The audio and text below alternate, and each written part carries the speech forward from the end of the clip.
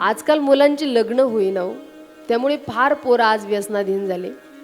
मी मुलांना नेहमी सांगते, अरे तुमचं लग्न होत नाही म्हणून तुम्ही व्यसन करून झोपी जाता, पण तुमचं लग्न होत नाही त्याच्यात तुम्ही व्यसन करता. या दुःखानं ती माय रात्रभर ते आई वडील कुटत राहतात, कुठंतरी त्यांच्या जीवाला खात राहतात. आणि म्हणून चुकीचे निर्णय मुलांना घेऊ नका. नाही झालं लग्न तर नका होऊ देऊ, पण किमान तुमच्या आई वडिलांच्या पदरात अशा पद्धतीचं दुःख तरी तुम्ही टाकू नका. ज्या आईवडिलांचे 10वे श्राद्ध तुम्हाला करायचे, तिथं जर तुमची करायची वेळ येत असेल तर हे किती खरं तर त्यांच्यासाठी दुःख आहे. पोरांच्या आज लग्न होईना म्हणून मुलंही परेशान आहेत, पण नको त्या मार्गाला जातात. पण माझी विनंती असेल एक बहीण म्हणून की वाईट मार्गाला जाऊ नका, व्यसन करू नका. आज मुलांची लग्न होत नाही. एकदा मध्ये तर मला फोन आला वाळूज पंढरपूरवरनं, म्हणला ताई तुम्ही कथाकार आहात. म्हटलं हो दादा. ताई तुम्ही माझ्या बहिणीप्रमाणे आहे, तुम्हाला एक प्रश्न विचारू का? मी म्हटलं विचार रे दादा. तो म्हणला ताई बरेच दिवस झाले माझं लग्न होईना. किती वय म्हटलं दादा तुझं? तो म्हणला ताई 40 वर्ष. म्हटलं बाबू आता मला दादा जाऊ दे, कशाला थोड्या दिवसासाठी बट्टा लावून घेतो, तरी थोडेच दिवस राहिले. पण तो म्हणला ताई मला असा एखादा ग्रंथ सांगा ना की तो वाचल्यानंतर माझं लग्न होईल. मी म्हटलं बाबा अजून तर काही निघालं नाही, पण निघाल्यानंतर नक्की तुला फोन करील. म्हणजे आज खरं तर मुलांना लग्न होत नाही म्हणून तेही परेशान आहेत. पण आज सद्यस्थिती आपण पाहू गेलो तर मुलींना फार डिमांड आहे.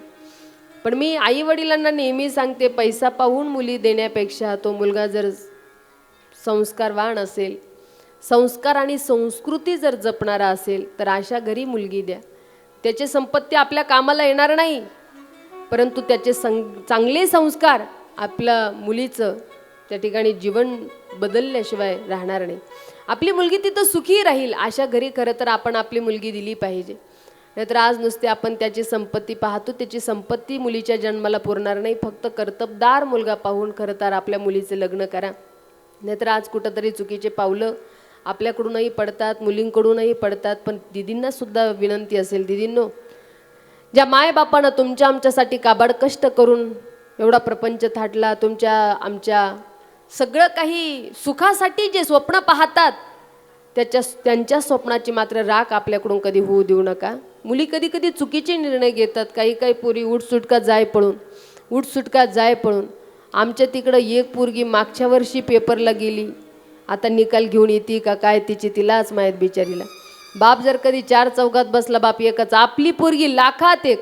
आणि असं काही झालं की लोक चांगलं झाल्यावर विचारणार नाही, पण असं काही झालं की रामभाऊला विचारणार का रामभाऊ तुमची तर लाखात एक होती, कस काय गेली? मग आता बापाला विचारून गेली का? मग त्या बापासमोर एकच पर्याय असतो, एक तर गाव सोडून जाणं, नाही तर जग सोडून जाणं. चुकीच्या निर्णयामुळे जर आपल्या मायबापाला आपल्यामुळे आत्महत्या करावी लागत असेल तर तरुण पोरींना माझी विनंती असेल, पळून जाऊन कधी लग्न करू नका. आता एखादीला जर कधी जायचं असेल ना, ती म्हणून बाई कथा झाल्यावर तुझ्या माझ्याकडे काही पाहू नका, तो प्रश्न तुमचा आहे, पण चांगलं सांगणं आमचं कर्तव्य आहे. चुकीचे निर्णय घेऊ नका. आणि लग्न झाल्यानंतर ज्या घरी आपल्याला दिलं त्या घरी आनंदानं सुखानं राहा. नाहीतर आता साखरपुड्यातच पोरं पोरीला फोन देतात. लग्न झालं की मग त्या आईकडून मुलगी गेलेली असते, मग तिचे सारखे फोन असतात, बाई तू कशी आहे, काय खाल्लं, काय पिलं. बरं इथपर्यंत विचारलं, एखाद्या वेळेला फोन केला, 2-5 मिनटं बोललं ठीक आहे, पण राहू तास 2 तासाला तास 2 असं काय बोलायचं असतं मायांना, मला कधी कधी कळतच नाही हो. इथूनच सुरुवात असते, तू एकटीच काम करते, घरातलं का लागते तुझी सासू काही करू. अरे तिचं घर आहे, ती बघल ना. त्या घरात गेली, तिला कुठंतरी तिथं ॲडजस्ट व्हायचं आहे, अजून घरचे माणसं तिला ठाऊक नाही, त्यांच्याशी तिला कुठंतरी एकरूप व्हायचं. तेच आपण जर अशा पद्धतीचे विचार जर तिच्यामध्ये पेरवले तर ती मुलगी तिथं काय सुखानं जीवन जगू शकणार आहे. म्हणून माझी मायांना सुद्धा विनंती असेल की जर यदा कदाचित मुलींकडून चुका होत असेल तर तुम्ही थोडंसं समजावून घ्या, तिला समजावून सांगा. पण विनाकारणच असं झालं तसं झालं, मुलींनी वेळोवेळी नवऱ्याचे गाराणे सासू सासऱ्याचे गाराणे, हे चुकीचं आहे. कारण मुलीचं, कारण पूर्वीच्या काळी एक म्हण होती, लेक नांदली ऐकावी होती ना, का मिली ऐकावी. पण आता आपल्याला फार स्वातंत्र्य मिळालं, पण आता थोडंसं कुठंतरी आपल्या चांगल्या संस्कारानं त्या घराला संस्कारित करा. असे विनाकारण चुकीचे मेसेज, चुकीचे घरातले निरोप आपल्या आईवडिलांकडे कधी पाठवू नका. त्या घराला प्रेमानं सांभाळा, त्या घरातल्या लोकांना आपलंसं करा. आज आपल्या पती राजाबद्दल बोललेले अपशब्द सती मैयाला सहन झाले नाही आणि तिने दक्षाला सांगितलं, असाल तुम्ही या शरीराचे पती, असाल तुम्ही या शरीराचे पिताश्री, परंतु ज्यांच्यापासनं हे शरीर निर्माण झालं तो देहच मी ठेवणार नाही. या वाणीनं जर तुम्ही माझी स्वामीची निंदा करत असाल तर शरीर त्या ठिकाणी जाळून त्या ठिकाणी सती मैयानं भस्म केलेलं आहे. आतापर्यंत भगवान शिवजी ध्यानामध्ये बसलेले आहे, पण ज्या वेळेला नंदीगणांनी ही बातमी जाऊन सांगितली, भगवान शिवांना अत्यंत राग आला. त्यांनी जटा आपटवल्या, वीरभद्र भगवान प्रगट झाले आणि त्या वीरभद्रानं त्या ठिकाणी यज्ञाचा विध्वंस केला. दक्षजी महाराजांचं शिर उडवलं आणि सगळेच जण देवी देवता भगवान शिवांना शरण गेले, प्रभू हा विध्वंस थांबवा. त्यावेळेला दक्षाला बोकडाचं शिर बसवलं आणि हा विध्वंस थांबवला. दक्षजींनीच भगवंताची स्तुती केली. काल आपण हे दिव्य चरित्र ऐकलेले. परंतु माझे भगवान शिव मात्र नेहमी सदैव डमरू वाजवायचे. परंतु जसं भगवान श्रीकृष्ण कन्हैया व्रजभूमी सोडून गेले ना, तेव्हापासून श्रीकृष्ण कन्हैयानं कधीच त्या ठिकाणी बासुरी वाजवली नाही. राधा राणीला सांगितलं होतं, हे राधे, मी ही व्रजभूमी सोडून जातो, ही माझी प्राणप्रिय असणारी बन्सी मी तुला देऊन जातोय. आजपासून हा कृष्ण कधीच बन्सी वाजवणार नाही. अगदी त्याच पद्धतीनं माझ्या भोले बाबांनी सती मैया जेव्हापासनं शरीर सोडून गेली तेव्हापासनं भगवान शिवांनीच ठरवलं होतं, जब से सती ने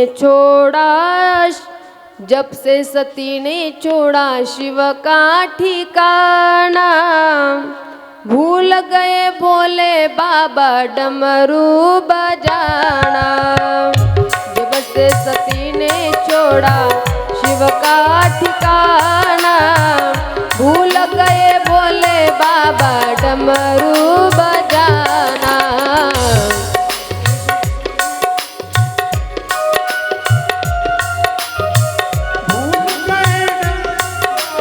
डमरू बजाना, भूल गए भोले बाबा डमरू बजाना. जब से सती ने छोड़ा शिव का ठिकाना, जब से सती ने छोड़ा शिव का ठिकाना, भूल गए भोले बाबा डमरू बजाना, भूल गए भोले बाबा डमरू बजाना. जय हो, हरि बोल.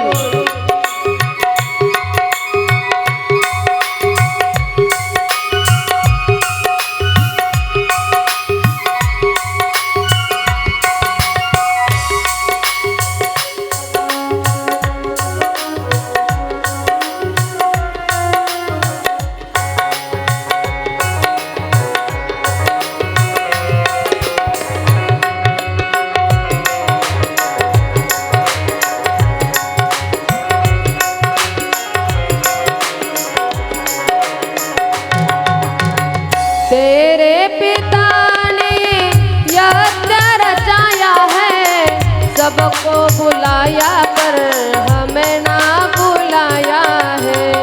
जाऊंगी जरूर मैंने मन में है ठाना, जाऊंगी जरूर मैंने मन में ठाना.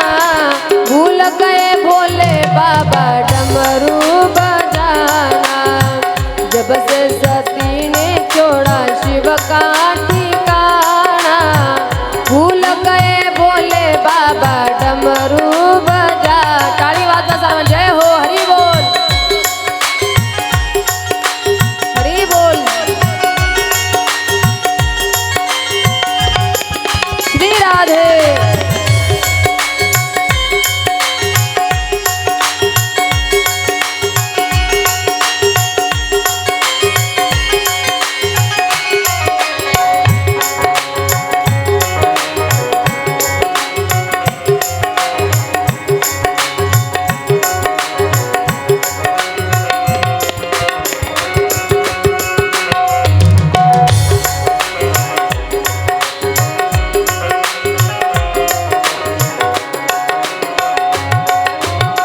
सतीला ज्या वेळेला यज्ञ मंडपामध्ये गेले त्यावेळेला राग आला की सगळ्यांच्या आसन या ठिकाणी आहे, सगळ्यांच्या नावाच्या आहुती टाकतायत, पण माझ्या भोले बाबांची मात्र आहुती टाकल्या जात नाही.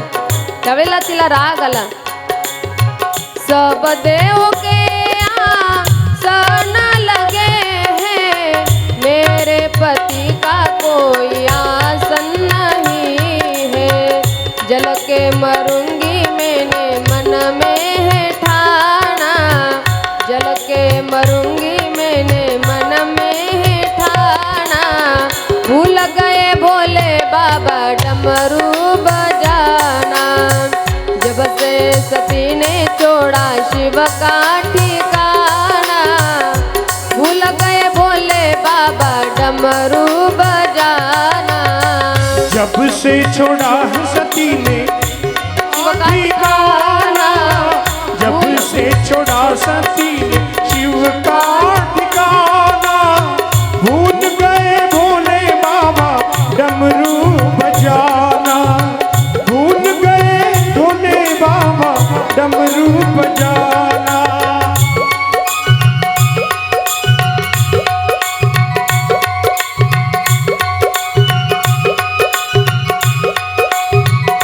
जय श्री राम, हरि बोल.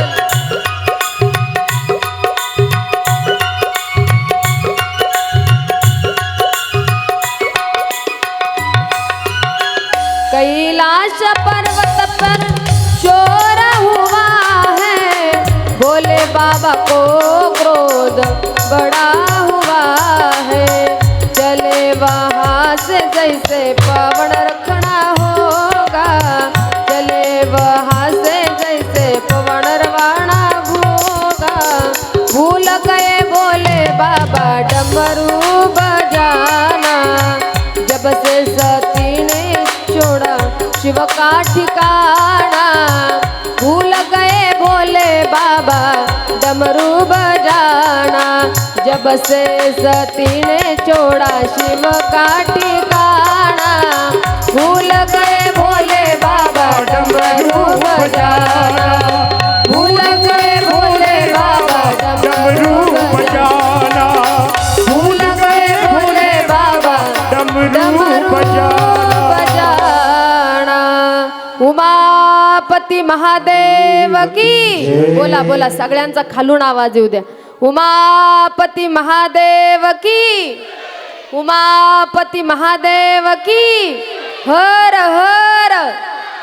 जोरात जोरात आवाज एक साथ येऊ द्या सगळ्यांचा. हर हर हर हर. जसं श्रीकृष्ण कन्हैयानं राधापासून ज्या वेळेला विभक्त झाले, व्रजभूमी सोडून गेले, तेव्हापासनं बंसी वाजवली नाही.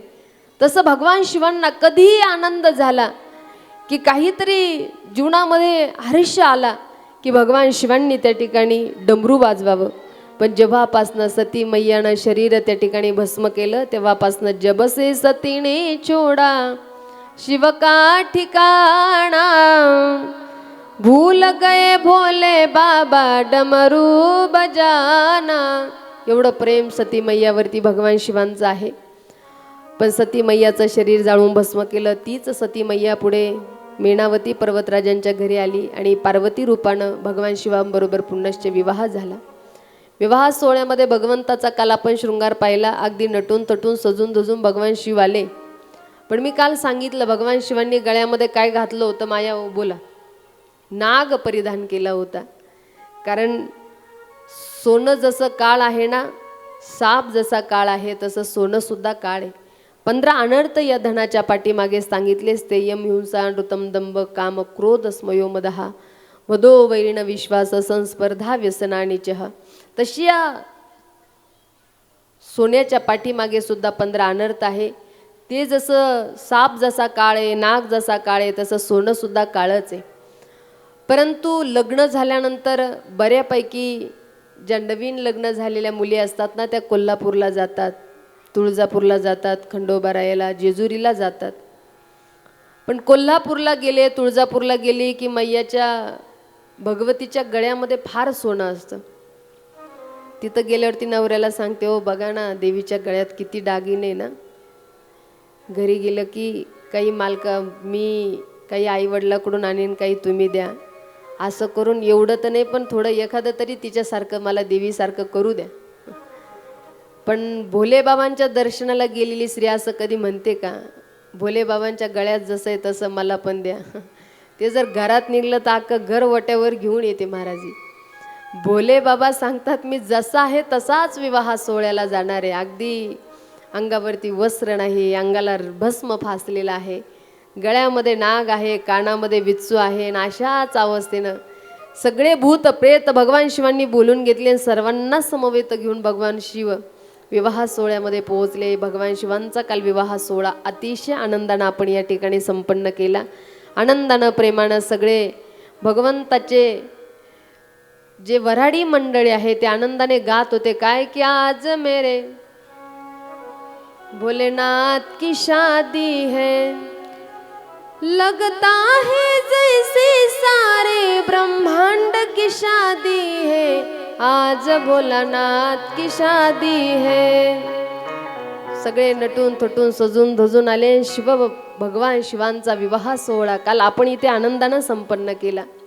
शिवजींचं गुणगान केल्याशिवाय रघुरायाच्या कथेला सुरुवात होत नाही. हा कार्यक्रम पंचकृषीमध्ये महाराष्ट्रातून अनेक वारकरी भगवत भक्त हा कार्यक्रम पाहतात. हे चॅनलवाले एवढे हुशार असतात ना, जे डुकल्या घेतात, भजन करीत नाही, टाळ्या वाजवित नाही, तुमच्याकडे असे लावून धरतात. बरं, मग हे कार्यक्रम जर कोणी तुमचे पाहुणे रावळे पाहत असतील ना, तर ते म्हणते बघा तिथं जाऊन भजन सुद्धा करीत नाही, बघा तिथं जाऊन झोपा घेतात आपल्या गंगू मावशी. असं होऊ नये असं वाटत असेल तर प्रेमानं अगदी प्रसन्न बसायचा कथेला, असं नाराज बसायचं नाही. तुमच्याकडं पाहिलं की कुणाला तरी पाहून समाधान वाटेल एवढं प्रसन्न बसायचं. भजन चालू झालं की प्रेमानं भजन करायचं. पण खरंच अल्लानवाडीच्या माऊल्या फार गोड आवाज दिला बघा ईश्वरानं तुम्हाला. काय गोड भजन केलं. पुरुष मंडळी सुद्धा कमी संख्येने, पण त्यांचा आवाज सुद्धा कमी नाही बरं, फार गोड आहे. अगदी गोड भजन करताय तुम्ही, एवढं ऐकून करणं तृप्त व्हावे एवढं गोड भजन आपण सर्वांनी केलं. रघुरायाच्या जन्मोत्सवाचा आनंद आपल्या सर्वांना घ्यायचा आहे. आज वेळ जरी कमी असला पण अगदी कमी वेळेमध्ये गोड कथा तुमच्यापर्यंत मी पोहोचवणार आहे. खरं तर कथेच्या सान्निध्यामध्ये आपण आलो. आई जशी लेकराला कपडे मळाले की त्याचे कपडे बदलते, त्याचं शरीर खराब झालं, अंग खराब झालं की त्याला स्नान घालते, तसं आपण कथेच्या सान्निध्यात आलं की कथा आपले जीवन परमपवित्र करत असते. परंतु रामप्रभूंच्या कथेतून आपल्याला नेमकं काय घ्यायचंय, सद्गुणांचं चरित्र काय आहे, दुर्गुणांचं चरित्र काय आहे, आपल्याला कथेचं दर्शन त्या ठिकाणी कथा श्रवण केली की आपल्याला लक्षात येतं. कौसल्या, दशरथजी, राघवजी, बिभीषणजी हे सद्गुणांचं चरित्र आहे, आणि रावण, कुंभकर्ण, मंथरा हे दुर्गुणांचं चरित्र आहे. गावामधला एक व्यक्ती कधीच कथा कीर्तनाला गेला नाही आणि त्यानं 7 दिवस श्री राघवाची कथा ऐकली. गावातले लोक म्हणले आजपर्यंत त्यानं कधी कथा नाही, कीर्तन नाही, कधीच परमार्थ भगवत भक्तीच्या सानिध्यात नाही ना, आज त्यानं 7 दिवस कथा ऐकली. याचा आपल्याला आज जाहीर सत्कार करायचा आहे. म्हणजे गावकऱ्यांनी सत्काराचा कार्यक्रम आयोजित केला आणि त्या व्यक्तीला बोलवलं. म्हणे अहो आजपर्यंत तुम्ही कधी कथा कीर्तनाला दिसले नाही, जरा लक्ष देऊन ऐका बरं, आणि रेंजमध्ये बसा. रेंजमध्ये बसलं तर काही काही उदाहरणं विनोद तुम्हाला कळतील. काही काहीला टावर खालीच रेंज येत नाही, त्याला आमचा नाविलाज आहे, पण तुम्ही रेंजमध्ये बसा. गावातले लोक म्हणले हा व्यक्ती कधी कथा कीर्तनाला कधीच आला नाही, पण यानं हा 7 दिवस श्री राम प्रभूजींची कथा ऐकली. त्यांना विचारलं तुम्ही राम प्रभूजींची कथा ऐकली, नेमकं कथेचं सार तुम्ही काय घेतलं? त्यांनी सांगितलं मी कथा ऐकली, मला फार छान वाटली, पण मी कथेचं सार एकच घेतलं की दुसऱ्याची बायको पळून घेऊन यायची, मेलो तरी द्यायची नाही. काही काही काय आदर्श घेतील सांगता येत नाही, पण संत सांगतात अरे सद्गुणांचं चरित्र काय आहे, दुर्गुणांचं चरित्र काय आहे. आम्हाला याचं दर्शन खरं तर या कथेच्या माध्यमातून होतं आहे. आणि म्हणून जो नीतिनियमानं वागतो ना त्याला पशु पक्षी सुद्धा साथ देतात, आणि जो न्यायमार्गानं वागतो, न्यायमार्ग सोडून वागतो, त्याला आपले सुद्धा सोडून जातात. हे आम्हाला श्रीराम कथा शिकवते. आणि म्हणून मा सती मैया जी आहे, तर सती अवतारामध्ये मनामध्ये तर्क वितर्क होते, शंका होती, भगवंताच्या चरित्राबद्दल आदर प्रेम नव्हता. पण आता मात्र त्या ठिकाणी मनामध्ये संशयवृत्ती राहिलेली नाही. आज मात्र भगवान शिवांना पार्वती रूपामध्ये त्या ठिकाणी आदरानं, आनंदानं आणि प्रेम भावानं, प्रेमपूर्वक भावानं आज प्रश्न करते आहे, प्रभूजी मला राम तत्व समजावून सांगा. हे शब्द ऐकल्यानंतर भगवान शिवांना फार आनंद झाला. एखादी पत्नी परमार्थिक नसावी आणि एखादा पती रात्रंदिवस भजन पूजन करणारा असावा, पण जर न परमार्थ करणाऱ्या पत्नीनं जर कधी परमार्थिक प्रश्न विचारला तर पतिराजाचा आनंद हा शब्दात न लिहिण्यासारखा असतो. अगदी तसंच महाराज आज ज्या वेळेला पार्वती मैयाने राम तत्व काय आहे विनयपूर्वक प्रश्न केला की पूछहि रघुपती कथा प्रसंगा, पूछहि रघुपती कथा प्रसंगा, सकल लोक जग पावनी गंगा, सकल लोक जग पावनी गंगा. राम सिया राम सिया राम सिया राम, राम सिया राम सिया राम सिया राम, राम सिया राम सिया राम सिया राम. राम सिया राम पूछहु रघुपती कथा प्रसंगा. मला सांगा राम तत्व मला समजावून सांगा. त्यावेळेला भगवान शिवांना अतिशय आनंद झाला आणि मा पार्वतीला सांगतात, हे पार्वती, मानव शरीर मिळून जर या शरीराचा उपयोग व्यक्ती परमार्थासाठी करत नसेल, भगवत भक्तीसाठी करत नसेल, या कानानं जर राघवाची कधी कथा ऐकतच नसेल, गोस्वामीजी वर्णन करून सांगतात की जिन हरि कथा सुनी नहीं काणा, श्रवणारंद्र ही भवन समाना. श्रीराम जय राम जय जय राम. हिंदीतले दोहे आहे बरं तुलसीदासांचे. तुलसीदासजी सांगतात, हे कर्ण जर आपले भगवत कथा ऐकत नसेल तर हे कान नाही, तर हे सर्पाचे बीळ आहेत बीळ. भक्तिवीण पशु कशासी वाढला. फार एकनाथ महाराज द्वेषानं बोलतात बरं. जो भक्ती करत नाही, परमार्थ करत नाही, त्याच्यासाठी द्वेषात्मक शब्द संतांनी वापरले की अरे करा. आणि आज आम्ही लोकांना सांगतो भक्ती करा, परमार्थ करा, नामचिंतन करा, साधना करा, पण लोक ऐकत नाही. सांसारिक सुखामध्ये तर एवढे लोक रममान झाले फक्त सुखाच्या शोधात आहे की सुख नेमकं संसारात मिळेल कशानं. महाराज सांगतात तुम्ही सुखासाठी जरूर प्रयत्न करा, पण खरं सुख जर कशामध्ये असेल तर संत सांगतात की आम्ही तेने सुखी म्हणा विठ्ठल विठ्ठल मुखे. आम्ही आमच्या जीवनामध्ये सुखी, पण आम्ही सुखी राहण्यासाठी आम्ही सदैव देवाचं स्मरण. आता एवढा वेळ आपल्याकडे नसेल ना, ठीक आहे, आपल्याकडं फार मोठ्या संसारिक जबाबदारी, प्रत्येकाला दिनचर्या प्रत्येकाची आगळी वेगळी आहे, लेकरं बाळा आहे, त्यांचा हा प्रपंच सांभाळणं तसं एवढंही सोपं नाही. पण खरं तर आपण हा सगळा काही भार सांभाळतो, पण माऊली आपलं आद्य कर्तव्य हे सुद्धा आहे की आपला भेटेल तेवढा वेळ आपण परमार्थासाठी भगवत भक्तीसाठी दिला पाहिजे बरं. कारण कुठल्या संतांनी आपल्याला सांगितलं नाही घरी जा, लेकरं बाळा विहिरीत टाका, अंगाला राख फासा, हिमालयात तपश्चर्याला निघून जा. सांगितलं का हो? बोला, सांगितलं का माया हो?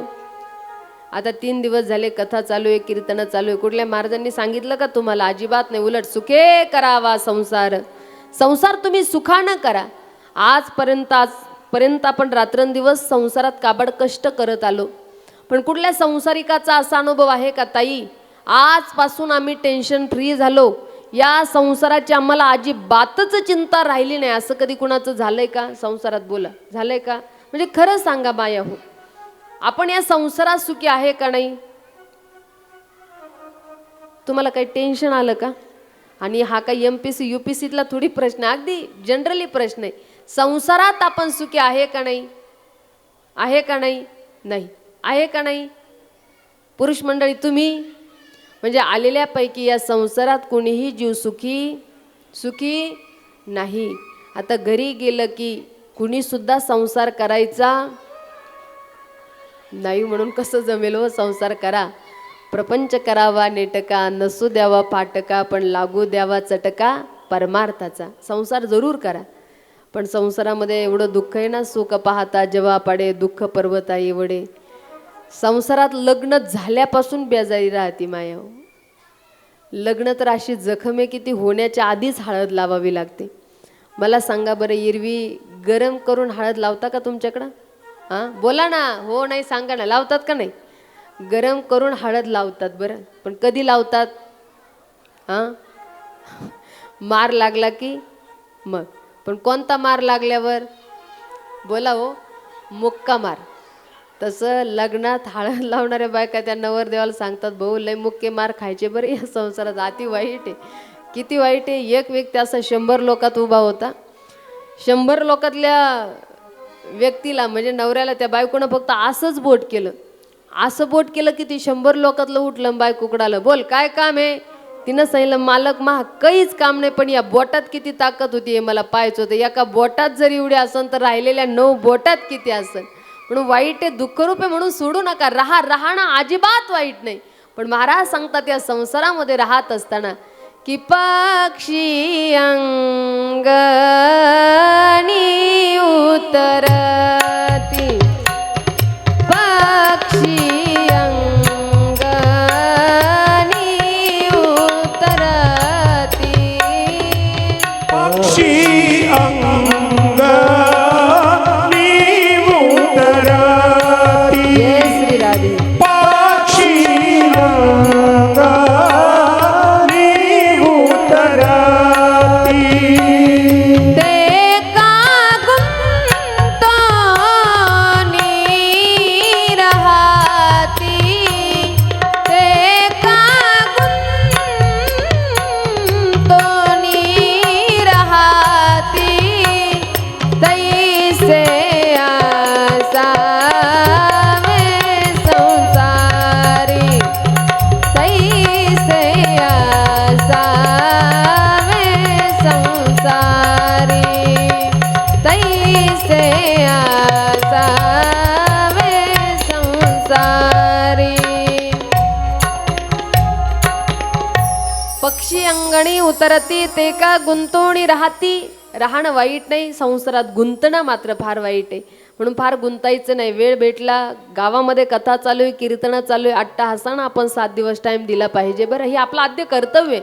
आणि म्हणून जो व्यक्ती कान देऊन जर कर्णानं भागवत कथा रामकथा श्रवण करत नसेल, हे कान नाही, कथा कीर्तन ऐकत नसेल, प्रभूचं चिंतन करत नसेल, तर खरं हे कर्ण नाही तर हे सर्पाचे बीड आहे. जे डोळे भगवंताचं मुखारविंद पाहत नसेल, कथा कीर्तनाचा आनंद या नेत्रानं घेत नसेल, तर हे डोळे नाही तर मोरावरचे पिसाऱ्यांवरचे हे खरं तर डोळे. ज्याचं मस्तक देवाच्या चरणावर झुकत नसेल ते मस्तक नाही, खरं तर तो भोपळा आहे. म्हणून गोस्वामीजी वर्णन करून सांगतात, जिन हरी कथा सुनी नाही काना, श्रवण रंध्राही भवन समाना. आणि म्हणून पार्वती मैया सांगते, प्रभू मला निर्गुण निराकार असणारा भगवान परमात्मा सगुण साकार का होतो, कसा होतो, कृपा करून मला सांगा.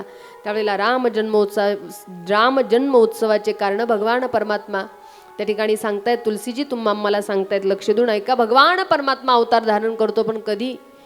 जब जब होई धर्म की हानी, वाढई असुर अदम अभिमानी, तब तब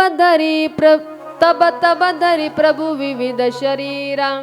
भगवान परमात्मा प्रसंग अवधान, ज्या वेळेला सज्जनाला त्रास होतो, अतिष्ठ गौमातेला त्रास होतो, पृथ्वीला या दुष्टांचा भार सहन होत नाही, त्यावेळेला भगवान परमात्मा अवताराला येत असतात. भगवान श्रीकृष्ण गीतेमध्येही सांगतात की यदा यदा हि धर्मस्य ग्लानिर्भवति भारतः अभ्युत्थानमधर्मस्य तदात्मानं सृजाम्यहं परित्राणाय साधूनां विनाशाय च दुष्कृतं धर्म संस्थापनार्थाय संभवामि युगे युगे. भगवान परमात्मा अवतार धारण करतो, ज्या वेळेला सज्जनाला त्रास होतो, दुष्टांचं त्या ठिकाणी अतिशय प्रगल्भ वाढल्या जातं, त्यावेळेला भगवान स्वयं येत असतात बरं. भगवंताच्या अवताराचं पहिलं कारण आहे, लक्ष देऊन ऐका, जय आणि विजय. हे भगवंताच्या द्वारी द्वारपाल म्हणून सेवा करत होते.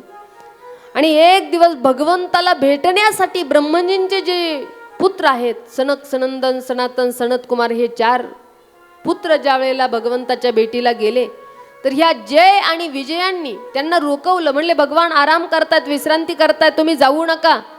त्यावेळेला या जय विजयांना सनातन सनत कुमारांना जय विजयांचा राग आला आणि त्यांनी सांगितलं, हो आमच्या वडिलांच्या दर्शनापासून आम्हाला विरोध करताय, जा तुम्ही राक्षस व्हाल. जय विजय म्हणले, हो आम्हाला माफ करा, आम्हाला ही सेवा ही करावी लागते आहे, भगवंतानं सांगितलं म्हणून आम्ही तुम्हाला रोखवलं. पण त्यांनी सांगितलं मुखातून गेलेला शाप आहे, आता तो वापस माघारी घेता येणार नाही, त्यामुळं गेलेला शाप आहे, तुम्हाला त्या ठिकाणी दैत्य व्हावं लागेल. परंतु जर देवाशी तुम्ही विरोध केला तर तुम्हाला 3 जन्म घ्यावे लागेल आणि जर नाही विरोध केला तर 7 जन्म तुम्हाला घ्यावे लागेल.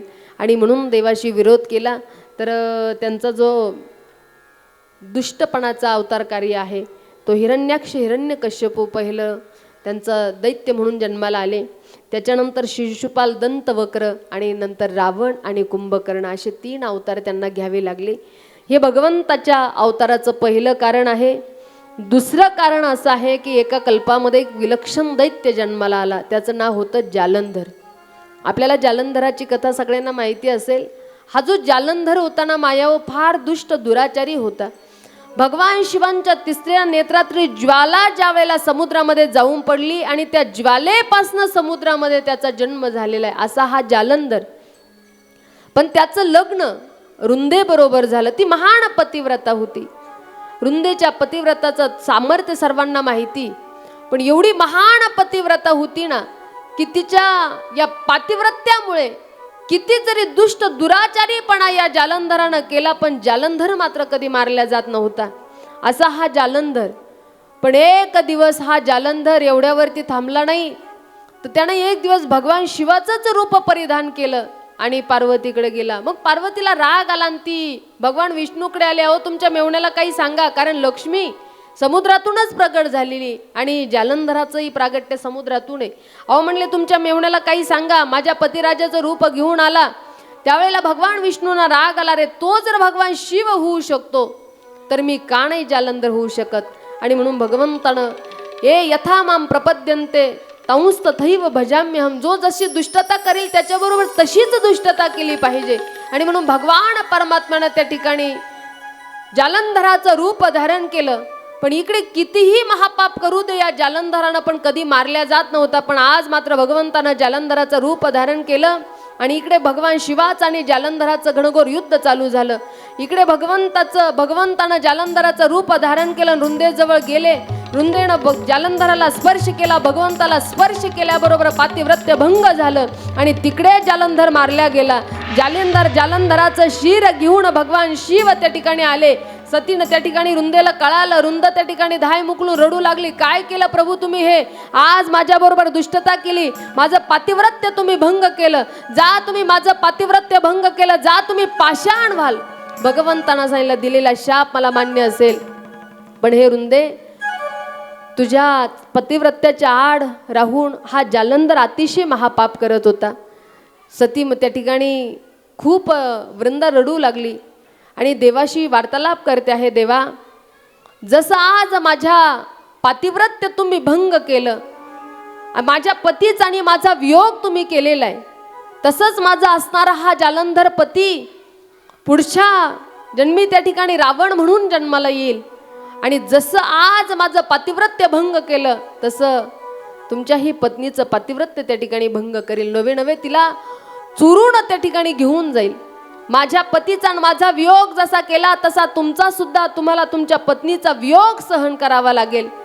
भगवान परमात्म्यानं तो शाप त्या ठिकाणी शिरसावंद मांडला आणि सांगितलं, हे सती ऐक, हे वृंदा तू आता जालंधराचं शिर घेऊन सती जाणार आहे, परंतु तुझं नाव मात्र अजरामर राहील.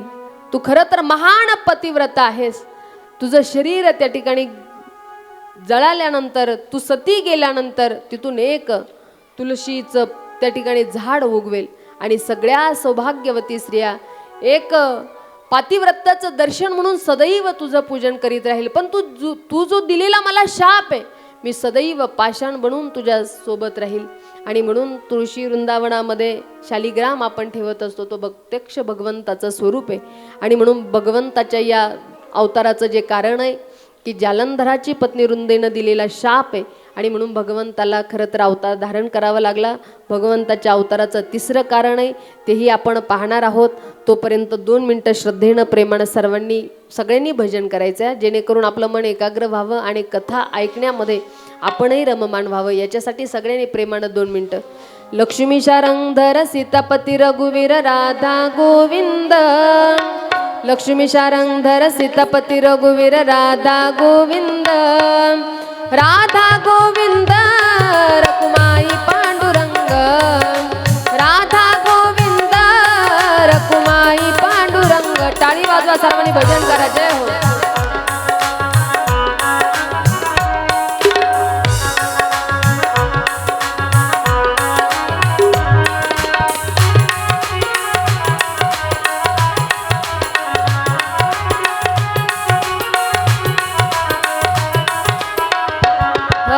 लक्ष्मी शारंगधर सीतापती रघुवीर राधा गोविंद. राधा गोविंद रकुमाई पांडुरंग. लक्ष्मी शारंगधर सीतापती रघुवीर राधा गोविंद. राधा गोविंद रकुमाई पांडुरंग. लक्ष्मी शारंगधर सीतापती रघुवीर राधा गोविंद. लक्ष्मी शारंगधर सीतापती रघुवीर राधा गोविंद.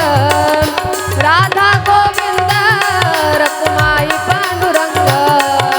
राधा गोविंद रकुमाई पांडुरंग. जय हो. जय श्रीराम.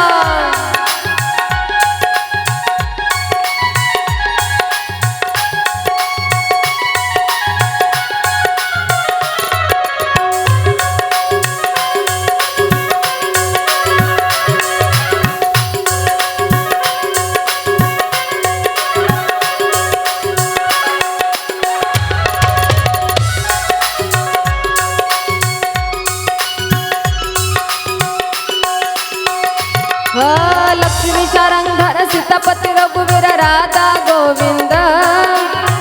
राधा गोविंद रकुमाई पांडुरंग. लक्ष्मी शारंगधर सीतापती रघुवीर राधा गोविंद. लक्ष्मी शारंगधर सीतापती रघुवीर राधा गोविंद. राधा गोविंद रकुमाई पांडुरंग. राधा गोविंद रकुमाई पांडुरंग. राधा गोविंद राधा गोविंद रकुमाई पांडुरंग. सियावर रामचंद्र भगवान की. उमापति महादेव की. हर हर. बोला बोला प्रेमानं, सर्वांचा आवाज येऊ द्या. हर हर हर हर. जय श्रीराम. जय जय श्रीराम. भगवान रघुरायाच्या अवताराचं तिसरं कारण आहे. गोस्वामीजी वर्णन करतात की नारद श्राप दिन एक बारा. कल्प एक लगी अवतारा. श्री राम जय राम जय जय राम.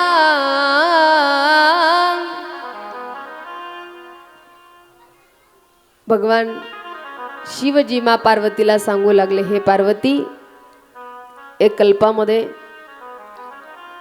नारदजींनी देवाला शाप दिला होता. म्हणजे माझ्या श्री गुरूंनी देवाला शाप दिला का बरं? म्हणले की एक वेळेला नारदजी अशा रमणीय स्थानावरती गेले. ऐका बरं, कधीही आम्हाला साधना करायची असेल, चिंतन करायचं असेल, तर ज्याला मन एकाग्र करायचं, जसं की आदरणीय श्री शुकन्नी राजा परीक्षितीला श्रीमद भागवतात सांगितलं होतं की राजा, हे मन कथा कीर्तनामध्ये किंवा भगवत भक्तीमध्ये एकरूप करणं तसं एवढंही सोपं नाही. आता तुम्ही पहा ना, कथेला येऊन बसलात ना, कुठंतरी काहीतरी महिला अशा एकाग्र चित्तानं ऐकताना दिसतात, पुरुष मंडळी एकाग्र चित्तानं. काही महिला इकडून कोण आलं, तिकडून कोण आलं, इकडंच बघ तिकडंच बघ, शेजारी आली का बोलतच बसतील. काहींचं मनच एकाग्र होत नाही. काही काही तर शरीराने इथं बसलेले असतात, पण कित्येक वेळेला मन भटकत राहतं. बाई घरून तर आले, पण कुलूप नीट लागलं की नाही, लेकरं काही घरी गडबड गोंधळ तर करणार नाही. घरी कित्येक वेळेला कुलपाला झटकं मारून मन इथं येऊन बसतं. मन एकाग्र होणं तसं एवढं सोपं नाही. परंतु मन एकाग्र जर करायचं असेल, जितासनो जित श्वासो जित संगो जितेंद्रिय, हे मन एकाग्र करण्यासाठी आम्हाला आसन जिंकावं लागेल, श्वासावर नियंत्रण ठेवावं लागेल, संग जिंकावा लागेल. तेव्हा कुठंतरी मन एकाग्र होणार आहे. नाहीतर अतिशय मन विचित्र आहे महाराज, अतिशय मन वाईट आहे. हे मन का ऐसे कैसे घडेल, का मरकटा समाधी लागेल, का रहा मनतलिया राहील महावा. तो माकडाला कधी समाधी लागू शकत नाही. असं मन अतिशय चंचल आहे. मन एवढं चंचल आहे ना, एकदा की मनाला काही सवय लागली की ते मन एकाग्र होणं एवढंही सोपं नाही. एक वैदिन होती, वैदिन माहिती माया हो तुम्हाला? येतात का तुमच्याकडे? त्या नाही का, सुया घे, बिबो घे, पोत घे. मी वैदिन नाही बरं, पण ती वैदिन असं सामान घेऊन गावगाव फिरत राहती. पण ती वैदिन फिरत असताना एका राजानं तिला पाहिलं, आणि राजाला ती राणी फार, म्हणजे ती वैदिन फार आवडली. माया त्या राजानं ठरवलं, प्राण गेला तरी बेहत्तर, पण लग्न वैदिनी बरोबरच करेल. त्या वैदिनीला सांगितलं, हे बघ तुम्हाला मनापासून आवडली, तुझ्याबरोबरच लग्न व्हावं अशी माझी इच्छा आहे.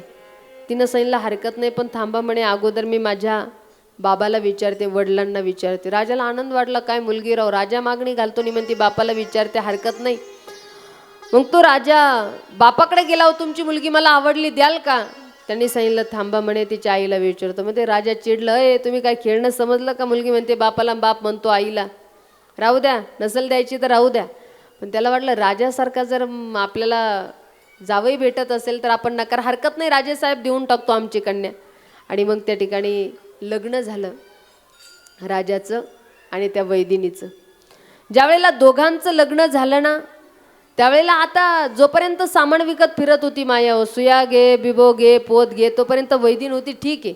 पण आता एवढ्या मोठ्या राजाबरोबर लग्न झालं म्हटल्यावरती वैदिन कोण झाली आता? बोला, कोण? राणी झाली. आता राणी झाली, पण राणी झाल्यानंतर या राजघराण्यामध्ये आल्यानंतर काय वैभवशाली जीवन असेल, किती लोक नोकर चाकर. पण एवढ्या काही वैभवशाली जीवनामध्ये सुद्धा तिला त्याचा आनंदच घेता आला नाही, कारण इकडं सवयच लागली होती 4 घरं मागून खायची. मग तिथं रोज तिला 5 पकवानाचं ताट यायचं, आलं की ती पलंगा खाली लुटून द्यायची, आणि 4-5 दिवसांनी त्या भाकरी वाळल्या की मग कडाक्कड मोडून खायची. पण आता नवीन राणीचं लग्न झालं, गावातल्या महिलांना फार आनंद झाला, बाबा राणीचं लग्न म्हणजे राजाचं लग्न झालं, राजाच्या घरी जायचंय, सत्यनारायणाची पूजन, सगळ्या गावाला आमंत्रण दिलं. आता राणीच्या घरी जायचंय, राजाच्या घरी जायचंय. बायका नटून तटून सजून धजून गेल्या आणि सगळेजणी बसल्या, कार्यक्रम वगैरे झाला आणि सगळ्या जणींनी आग्रह केला, राणी साहेब आम्ही आज पहिल्यांदा तुमच्या राजवाड्यात आलो आणि राजांचं लग्न झालंय, पण आता तुम्ही नवीनच आहात, आमचा आग्रह आहे की तुम्ही नाव घ्या. नाव घ्या म्हणल्यावर महाराज ती राणी लाजली. आणि खरं तर पोरीने नाव घेताना लाजावं बरं, पण आजकालच्या पोरी लाजतच नाही, कारण लग्नाच्या आधीच फोनवर बोलून बोलून बोलून बोलून पार कचरा करून खिशात घालून ठेवणाऱ्या पोरी काय लाजतील.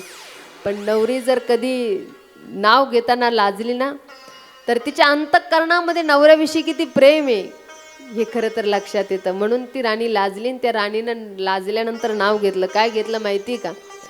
गरम गरम दूध त्याच्यावर मऊमऊ साय, गरम गरम दूध त्याच्यावर मऊमऊ साय, हरिश्चंद्र राजाची बायको नाव घेती भाकर वाढग माय.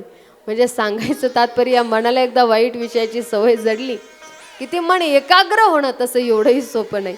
पण देवाला प्रार्थनाच करायची, प्रभू की देवा माझे मन लागो तुझे चरणी, संसार व्यसनी पडो न दे देवा, संसार व्यसनी पडो न दे देवा, माझे मन लागो तुझे चरणी. देवा आमचं मन तुझ्याशी एकरूप व्हावं.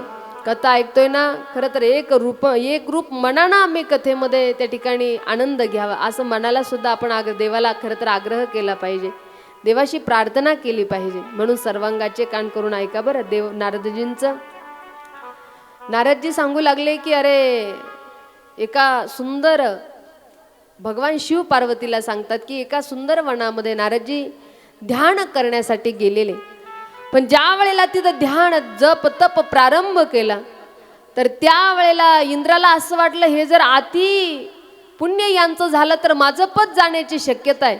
आणि म्हणून त्या ठिकाणी स्वयं इंद्रानं कामदेवाला पाठवलं आणि कामदेवाने अतिशय त्या ठिकाणी प्रहार केला. परंतु ती भूमीच अशी की तिथं कामाचा काहीच प्रभाव झाला नाही. आणि ज्या वेळेला नारदांनी डोळे उघडून पाहिलं स्वयं कामदेव शरण आले, प्रभू मी चुकलेलो आहे, मला माफ करा, मी एवढा काय तुमच्यावरती बाणानं घाव केले पण तुम्हाला काम माझं काहीच करू शकलं नाही, त्यामुळे मी तुम्हाला शरण आलो, मला माफ करा. महाराज ते नारदांना एवढा अभिमान झाला, रे मी कामाला जिंकलेलं आहे. भगवान शिवांकडे गेले की शिवजी मी कामाला जिंकलेलं आहे. शिवजीने सांगितलं मला सांगितलं पण हे तुम्ही भगवान विष्णूंना सांगू नका. त्यांना असं वाटलं मला मी कामाला जिंकलं हे भगवान शिवांना सहन होईना. आणि म्हणून ते भगवान विष्णूकडे गेले आणि विष्णूजींना सांगितलं. विष्णू सांगितलं मला सांगितलं कुणाला पण यांना राहावेनाच. आणि म्हणून भगवंताला खरं तर अभिमान आवडत नाही. अभिमान कधीच कुणी करू नये. आज एवढं मोठं नियोजन आहे, आम्ही करतोय म्हणून होतंय, कथाकारालाही वाटू नये आम्ही कथा करतोय म्हणून होतंय, श्रोत्यांनाही वाटू नये आम्ही येतोय म्हणून होतंय. अरे आपण करविता कोणीतरी वेगळा आहे, आपण फक्त निमित्त आहे. कधीच कुणाला कुठल्याही कार्याचा अभिमान होऊ नये. पण आज मात्र त्या ठिकाणी नारदांना अभिमान झाला, पण देवाला तो अभिमान खरं तर निवृत्त करायचा आहे. म्हणून भगवंताने एक शीलनिधी नावाचं एक राज्य, खरं तर एक राज्य तयार केलं आणि त्याच्यामध्ये एक शीलनिधी नावाचं एक राजा आहे आणि त्याची असणारी कन्या विश्वमोहिनी. नारदजी एक दिवस असं निर्माण केलं. नारदजी एक दिवस फिरत फिरत गेले शीलनिधी राजाच्या नगरीमध्ये आणि राजानं त्या ठिकाणी आपल्या मुलीचं भविष्य विचारलं. त्यांनी भविष्य सांगितलं तुमची जी कन्या आहे ना हिचा जो पतिराज आहे तो 14 भुवनांचा मालक असणार आहे आणि ही प्रत्यक्ष भगवती आहे, लक्ष्मी आहे, असं खूप काही सुंदर भविष्य सांगितलं. पण तिच्या रूपावरती नारदजी मोहित झाले आणि नारदांनाच असं वाटलं की या विश्वमोहिनी बरोबर माझंच लग्न व्हावं. आणि म्हणून नारदजी ज्या वेळेला लग्न करण्याच्या इच्छेनं आहे ना त्यावेळेला मला चांगलं स्वरूप असावं. त्यावेळेला शीलनिधी राजानं सांगितलं मी राजसभा बोलवणार आहे आणि या सभेमध्ये माझी कन्या विश्वमोहिनी ज्याला वर मला घालील त्याच्याबरोबर माझ्या मुलीचं मी लग्न करणार आहे. मग नारदजींना उत्सुकता लागली. नारदजी म्हणले हिचं लग्न माझ्याबरोबरच झालं पाहिजे. म्हणून देवाकडे गेले आणि देवाला सांगितलं देवा तुमचं अतिशय सुंदर स्वरूप आहे, तुमचं सुंदर स्वरूप आहे ना तर तुम्ही मला एक सुंदर रूप द्या. पण नारदांनी मागताना असं माहितलं देवा मला हरिरूप द्या. हरी म्हणजे खरं तर त्याचा अर्थ वानर होतो, माकड होतं. आणि भगवंतानं नारदजींना माकडाचं रूप दिलं. शीलनिधी नावाचा जो राजा आहे ना त्यानं ती सभा भरवली, तो दिवसही निवडला आणि त्या दिवशी सांगितलं जे काही राजे राजवाडे येतील जे कुणी माझ्या या सोहळ्यामध्ये उपस्थित राहील आणि या सोहळ्यामध्ये माझी विश्वमोहिनी ज्याला वरमाला घालील त्याच्याबरोबर माझ्या विश्वमोहिनीचं लग्न होणार आहे. त्यामुळे सगळेच राजे राजवाडे उपस्थित आहे. त्याच्यामध्ये स्वयं नारदजी सुद्धा हरिरूप भगवंताला मागून त्या ठिकाणी गेलेले आहे. आणि ज्या वेळेला विश्वमोहिनी शीलनिधी नगरीमध्ये खरं तर शीलनिधी राजाच्या या नगरीमध्ये सभा भरलेली आणि स्वयं नारदजी त्या ठिकाणी रूप परिधान करून आलेले आणि तेवढ्यात शीलनिधी राजाची जी कन्या आहे विश्वमोहिनी ती हातामध्ये वरमाला घेऊन निघालेली. प्रत्येकाकडे पाहते पण कुणाच्या गळ्यामध्ये वरमाला घालावी, कुणाकडे पाहिलं तर हा रागी आहे, हा क्रोधिष्ट आहे, याचे गुण चांगले नाही असे अनुभवून त्या ठिकाणी पुढे चालू लागलेली. पण नारदजी वेळोवेळी मध्ये जायचे आणि म्हणायचे अगं याला त्याला काय, माझं रूप सुंदर आहे, मी देवाला मागून आणलेलं आहे त्यामुळे मला घाल. पण ती नारदाकडे बघेनात.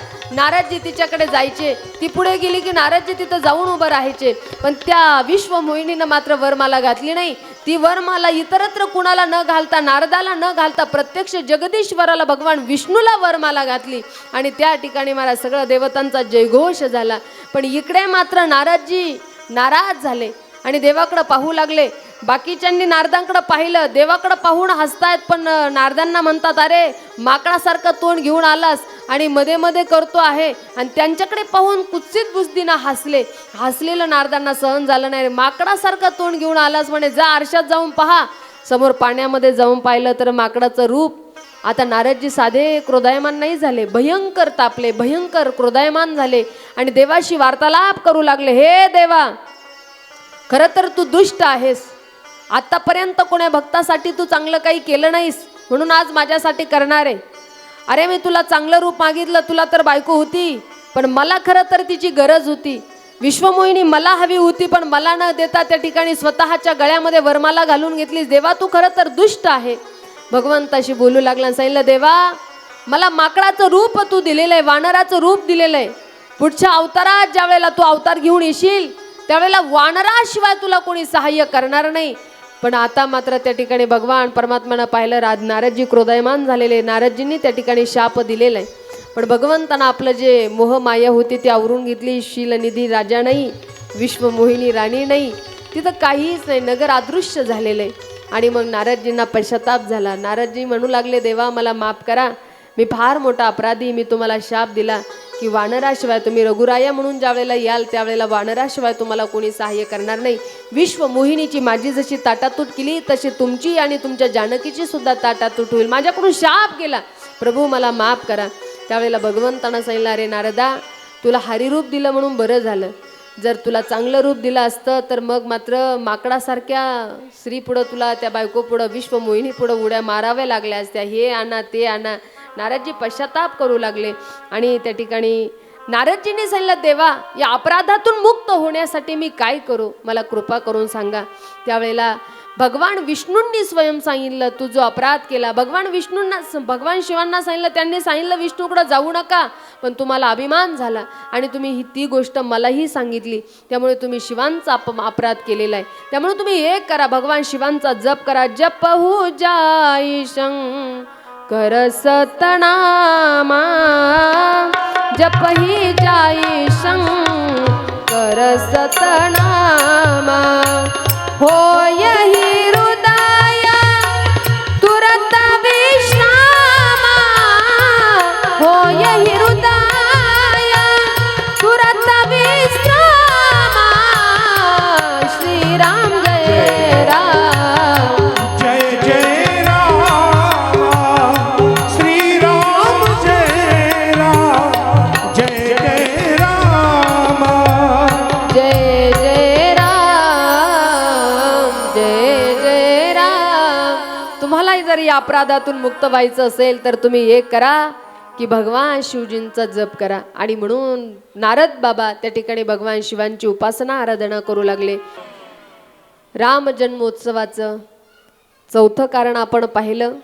आता मात्र या ठिकाणी पाचवे कारण असे आहे की राम जन्मोत्सवाचं पाचवं कारण तुलसीजी तुम्हाला तुलसी रामायणामध्ये वर्णन करून सांगतात की प्रताप भानू नावाचा एक राजा होता. लक्ष देऊन ऐका.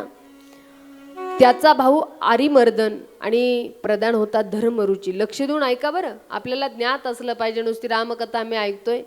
राम जन्मोत्सवाचे कारण काय आहेत, रावण, कुंभकर्ण, बिभीषण यांचाही जन्म कसा झाला, कशासाठी झाला, आम्हाला सगळं ज्ञात असलं पाहिजे. नुसती कथा ऐकायची म्हणून ऐकायची नाही. प्रताप भानू नावाचा राजा आहे आणि आरिमर्दन त्याचा भाऊ आहे आणि धर्मरुची खरा हा त्यांचा प्रधान आहे. परंतु हा प्रताप भानू अतिशय लोभी होता.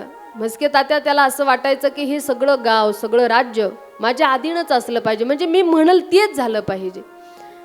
एक दिवस त्याला एक कपटमुनी भेटले. त्या कपटमुनीने सांगितलंय बघ माझ्या हातामध्ये एवढी जादू आहे, मी जर कुणालाही काही बनवून खाऊ घातलं की तो व्यक्ती वश होतो. त्यामुळे तुला जर हे राज्य वश करायचं असेल, इथली प्रजा जर वश करायची असेल तर मला आचारी म्हणून ठेव. त्या कपटमुनीवरती विश्वास ठेवला आणि त्या कपटमुनी प्रताप भानू नावाच्या राजाच्या घरी राहू लागले आणि तिथं अन्न बनवायचे.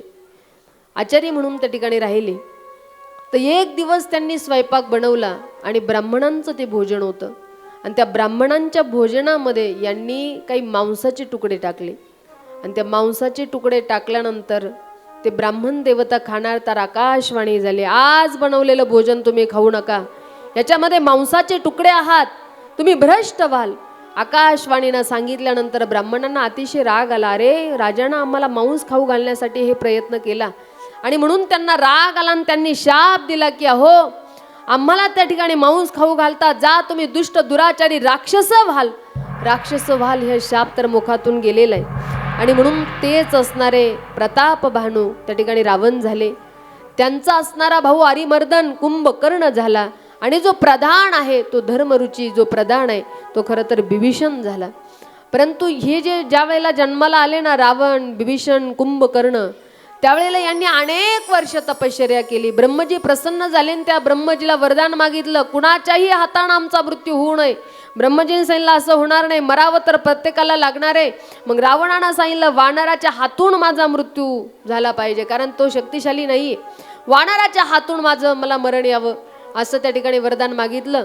आणि बिभीषणाला कुंभकर्णाला विचारलं तुम्हाला का हवंय. त्यांनी सांगितलं आम्हाला 6 महिन्याची झोप द्या. बिभीषणानं सांगितलं रघुरायाच्या चरणाची सेवा मला द्या असं त्या ठिकाणी वरदान मागितलं. परंतु आता हा जो रावण आहे ना, अतिशय दुष्ट दुराचारीपणा करू लागलेला आहे. आता त्या ठिकाणी सगळं राज्य वश व्हावं, त्या ठिकाणी मंदिरं फोडायचा, मलाच देव म्हणा, मी स्वयं देव आहे, कुणाची भक्ती करायची नाही, देवी देवतांना त्रास देऊ लागलेला आहे, यज्ञ त्या ठिकाणी बंद पाडलेले. त्यावेळेला पृथ्वीला त्याचा भार झाला आणि ज्या वेळेला पृथ्वी हा भार सहन करू शकली नाही त्यावेळेला पृथ्वी भगवंताकडे गेली. आपलं गर्भस्वरूपी पृथ्वी ब्रह्म्यापाशी जाय नेत्री वाहे तो ये सांगू लागली काय की पापी जे अभक्त दैत्य ते मातले, पापी जे अभक्त दैत्य ते मातले.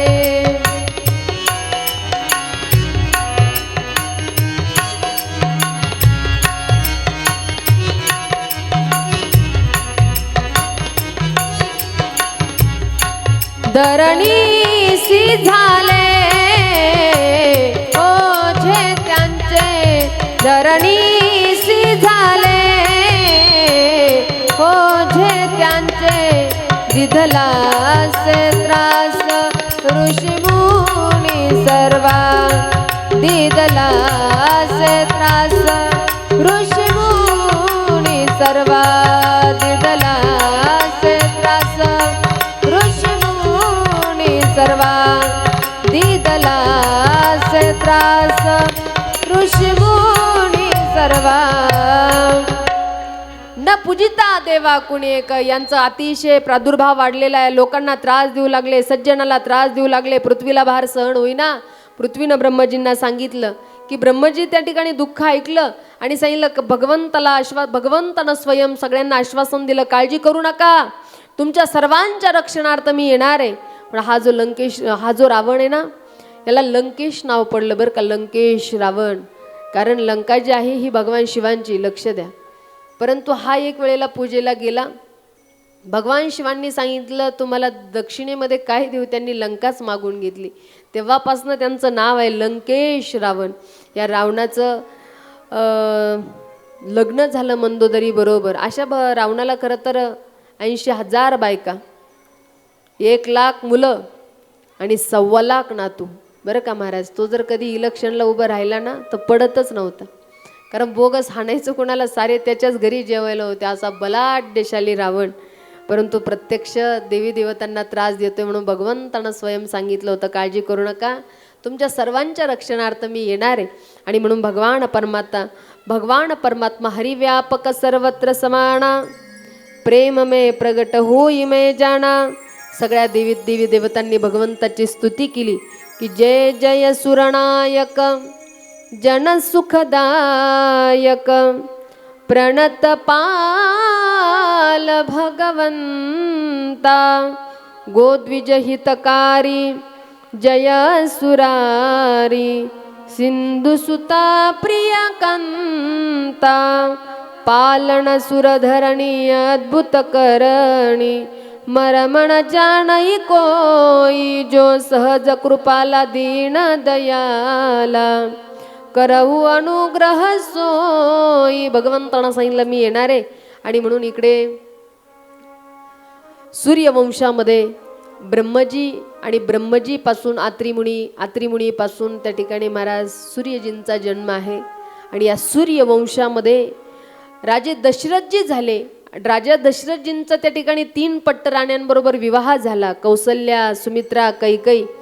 परंतु या 3ही पट्टराण्यांना मात्र पुत्र संतान नाही. पुत्रहीनस्य मे राज्यम सर्वम दुःखाय कल्पते. राजे दुःखी आहे की मला पुत्र संतान नाही.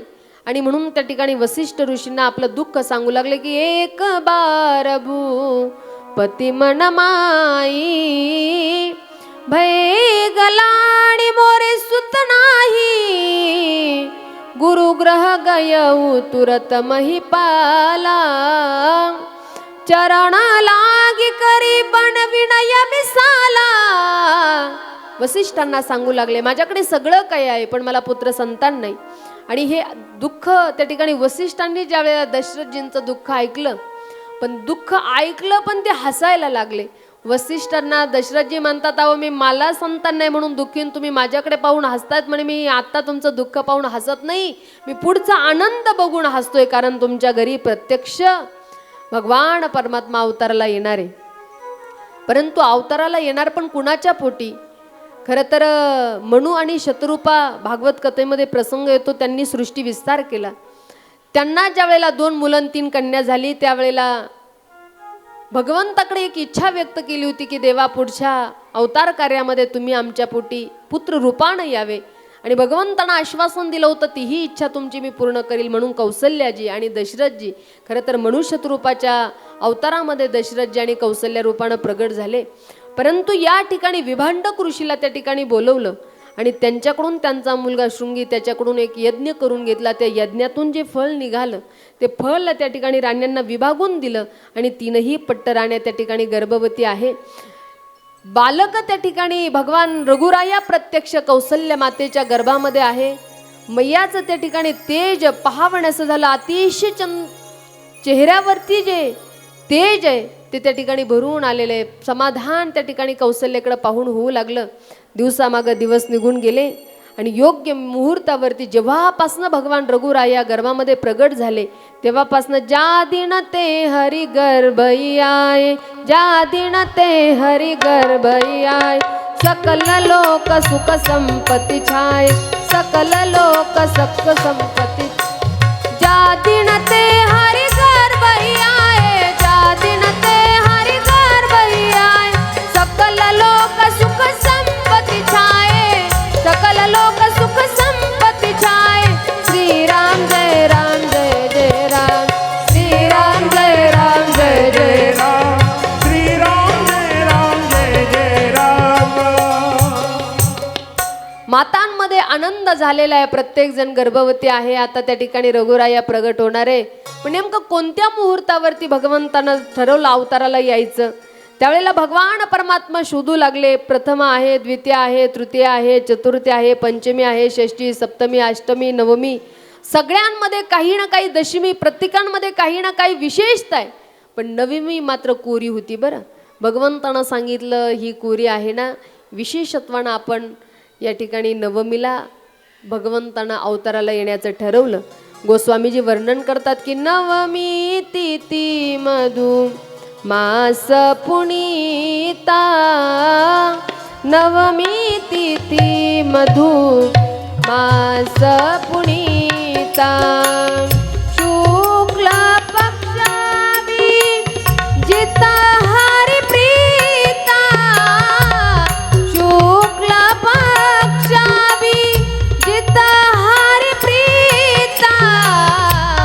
श्री राम जय राम जय जय राम, श्री राम जय राम जय जय राम, श्री राम जय राम जय जय राम, श्री राम जय राम जय जय जय जय जय जय राम. माता कौसल्याच्या आनंदाला पारावार राहिला नाही. आनंद अवधवासी सुद्धा त्या ठिकाणी तो आनंद घेण्यासाठी आतुर झालेले. परंतु नवमी तिथी मधुमास पुनीता, शुक्ल पक्ष अभिजित हरिप्रीता, शुक्ल पक्ष अभिजित मुहूर्त आहे, शीतल मंद वारा वाहत आहे आणि भगवंतांना अवताराला येण्याचं ठरवलं. पण आईच्या समोर अष्टममूर्ती रूपानं प्रगट झाले. आईनं सांगितलं अरे राजा मला हे सुख नाही, मला बालरूप हवंय, मला तू तर पुत्र रूपानं आला. मग भगवंतानं पुत्र रूपानं येण्याचं ठरवलं. भगवान परमात्मा प्रगट होण्याच्या अगोदर सर्व देवी देवता आनंदी आहेत आणि अयोध्येमध्ये त्या ठिकाणी मंगलवाद्य वाजू लागलेले आहे. ढोल ताशे नगारे वाजतायत आणि भगवान परमात्मा बरोबर नवमी तिथीला अतिशय सुंदर शुभ मुहूर्तावरती अभिजित मुहूर्तावरती दुपारी 12 वाजता अयोध्येमध्ये दशरथजींच्या कौसल्य मातेच्या त्या ठिकाणी उदरी भगवान परमात्म्यांचं त्या ठिकाणी प्रागट्य झालेलं आहे आणि सगळीकडे एकच जयघोष झाला, रामलला सरकार की जय रामलला सरकार की रामलला सरकार की. अयोध्यावासी अतिशय आनंदी झाले आणि प्रेमानं त्या ठिकाणी आलेले आहे अयोध्येमध्ये. कन्हैया त्या ठिकाणी रघुरायाचं सुंदर मुखारविंद पाहिलं. एक नाही, दशरथजींना आतापर्यंत संतान नाही, पण आज एक नाही तर 4 संतान त्या ठिकाणी झालेले. आणि म्हणून सगळेजण नटून थटून सजून धजून अयोध्येमध्ये आले आणि त्या ठिकाणी आनंदानं गाऊ लागले. काय पहिल्या दिवशी बोलाली लीला, दशरथ राजाला पुत्र हो झाला. कौसल्या मातेने जो का हो दिला, जो बाळा जो रे जो. कौसल्या मातेने जो का हो दिला, जो बाळा जो रे जो. दुसऱ्या दिवशी नवल बाळाचे, जशी फुलली कळी कमळाची. प्रसूत झाली त्या वेळेशी, जो बाळा जो रे जो. तिसऱ्या दिवशी बोलाली गंगा, नका बायांनो करू हो दंगा. दशरथ राजाला जाऊन सांगा, बोला बोला म्हणा. दशरथ राजाला जाऊन सांगा, जोरानं म्हणा सगळ्यांनी. दशरथ राजाला जाऊन सांगा, चवथ्या दिवशी बोलाली उमा, बाळाच्या रूपाची लागे ना सीमा. ऐसी बोलली महादेव भीमा. वा वा म्हणा सगळ्यांनी. ऐसी बोलली.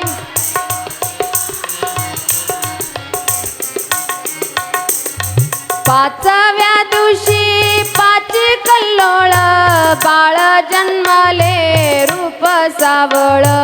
राम निघाला रावणाचा काळ, जो बाळा जो रे जो. राम निघाला.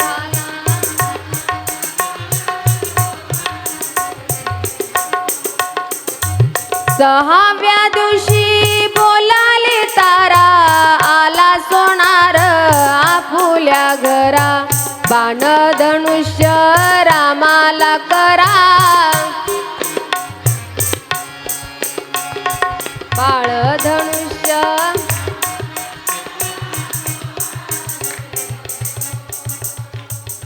सहाव्या दिवशी बोलाली तारा, 7व्या दिवशी धनुष टाकिले. लक्ष्मण अवतार शोधिले, यातून एक युग लुटले. म्हणा म्हणा सर्वांनी. यातून एक युग लुटले. 8व्या दिवशी सखी बोलली, सीतारामाची रावणाने नेली. मारुती रायाने लंका जाळिली. मारुती रायाने लंका जाळिली. 9व्या दिवशी बोलाली भागा, बायांनो तुम्ही चरणासी लागा. दान चुड्याचे रामाला मागा, जो बाळा जो रे. दान चुड्याचे. वा वा. दान चुड्याचे रामाला मागा, जो बाळा जो रे जो. राम चुड्याचे रामाला मागा. वा, अतिशय गोड. रघुरायाला आपण पाळण्यामध्ये टाकून पाळणा गायला. खरं तर आपलं हे परम सौभाग्य आहे की आपल्याला ही सेवा करायला या स्थानावरती मिळते आहे. आपण निश्चितच सर्वजण भाग्यवान मंडळी आहोत. पण आजच्या कथेला कथाभाव विश्वाला याच ठिकाणी पूर्णविराम. रघुरायाच्या चरणी कथा समर्पित करते.